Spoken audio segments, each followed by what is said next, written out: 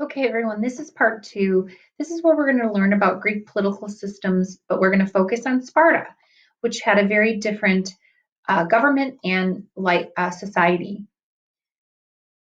How were the governments of Athens and Sparta different? The Greek city-state of Sparta was located on the Greek peninsula south of Athens. It was in the middle of the Peloponnesus, an area of rich farmland. Sparta did not experience the same changes in government that Athens and other city-states experienced. Sparta maintained a military oligarchy while other city-states became tyrannies and democracies. A military oligarchy is a kind of government in which the military controls the people. In some ways, however, the Spartan system of government was similar to the democratic governments of the other city-states. The Spartan government was divided into two bodies, the Gerousia and the Apella. The two groups worked together to run the city-state. The Gerousia, the Council of Elders, was similar to the Council of 500 in Athens. The Spartan Council of Elders was smaller and held more power. The Gerousia's 30 members were chosen by the Apella form of a group of eligible citizens. They had to be at least 60 years old. Once selected, the elders served on the Gerousia for life. The Apella was similar to the assembly in Athens. It was made up of Spartan citizens who were older than 30. In the Athenian assembly, all citizens could speak. In the Spartan Apella, however, only kings, elders, and other high-ranking government officials could speak during debates. Then, citizens on the Apella took a voice vote on the issues. Although Spartan women could become citizens, they were not allowed to vote in the Apella. The Gerousia presented to the Apella all businesses for it to consider. The Gerousia had ultimate judicial power. It was the only Spartan court that could hand down the death sentence or recommend exile. In theory, the Apella was the final authority on all decisions. In reality, however, the Apella only approved decisions the Gerousia had already made. The Gerousia also included two kings who had complete authority during times of war. Sparta's enslaved people were known as Helots. Helots were not considered citizens. They could not participate in government. The Helots were people who had been conquered by the Spartans.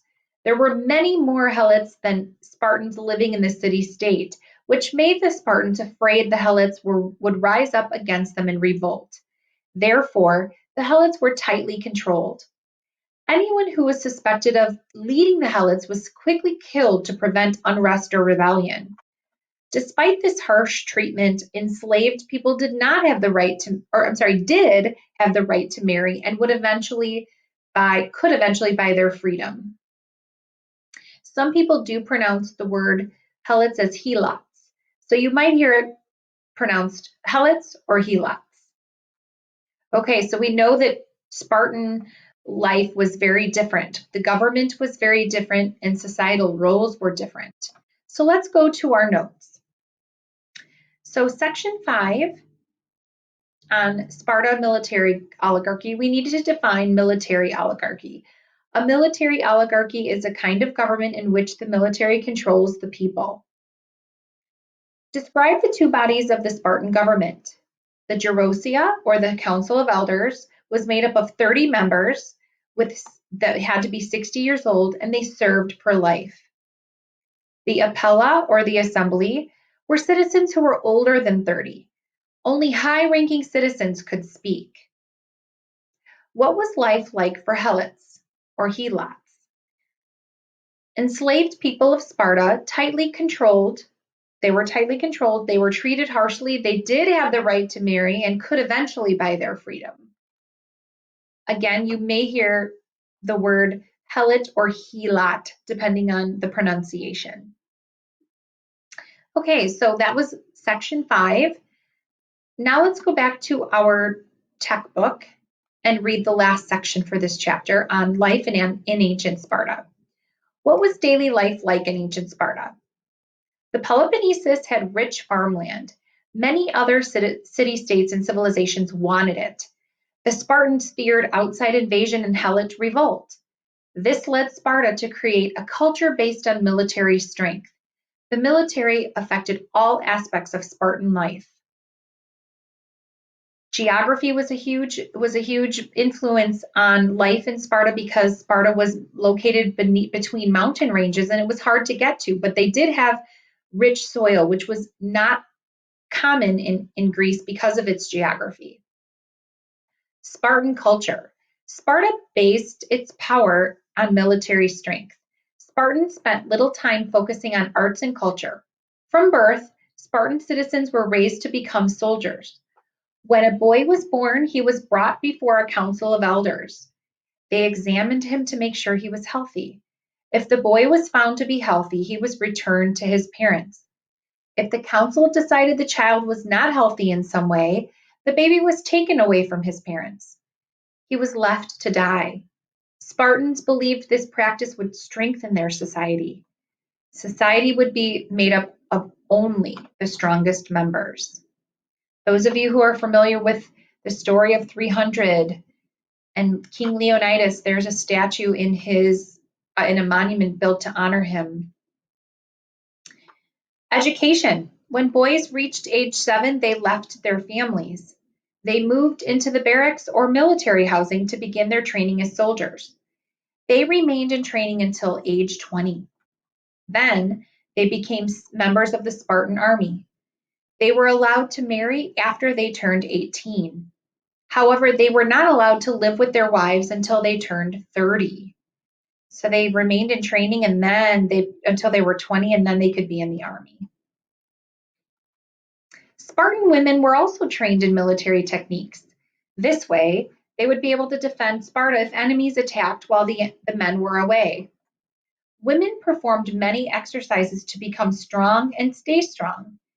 They did this because Spartans believed strong women produced strong children.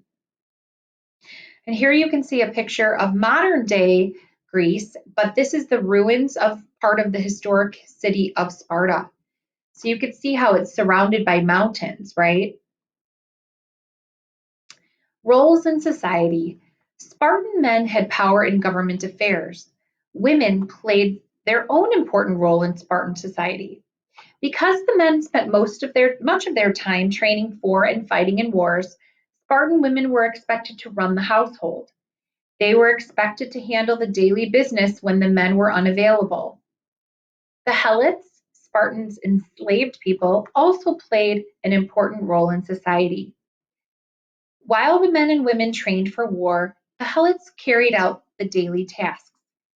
They made the goods, they farmed the land, they conducted the limited amount of trade that occurred between Sparta and other city-states.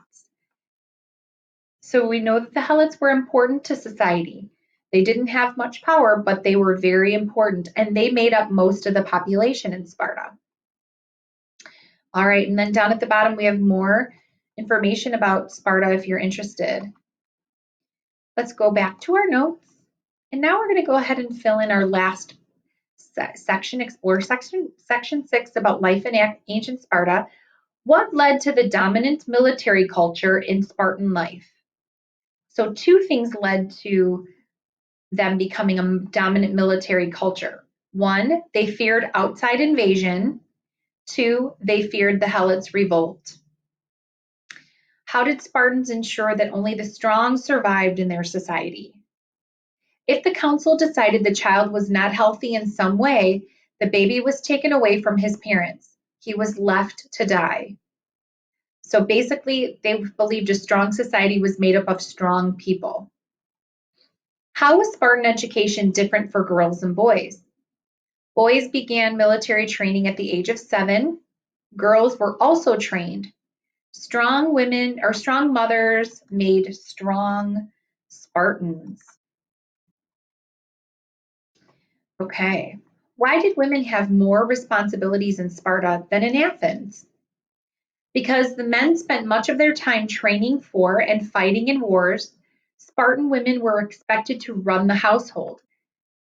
They were expected to handle the daily business when the men were unavailable. So you can see life in Sparta and life in Athens were very different, both because of government and and also because of societal roles. So in summary, the big question, the essential question here for this section was this chapter was, how did the form of government impact daily life in Athens and Sparta? So in your summary, you should have Athens and Sparta were two of the most powerful Greek city-states. They developed societies that were very different from each other. These differences led to varying government structures and societal expectations. So we know that they were both powerful Greek city-states, but very different. And they developed societies that were different. Okay. Later, we learned that Athens and Sparta become enemies and go to war with each other in what's called the Peloponnesian War that lasted a very long time. So today we spent this time together by reading chapter 9.2 on Greek political systems. Okay, we completed the notes on chapters 9.2. Okay, so you are all ready to go. So be sure that you have everything in your notes, and we will see you in class.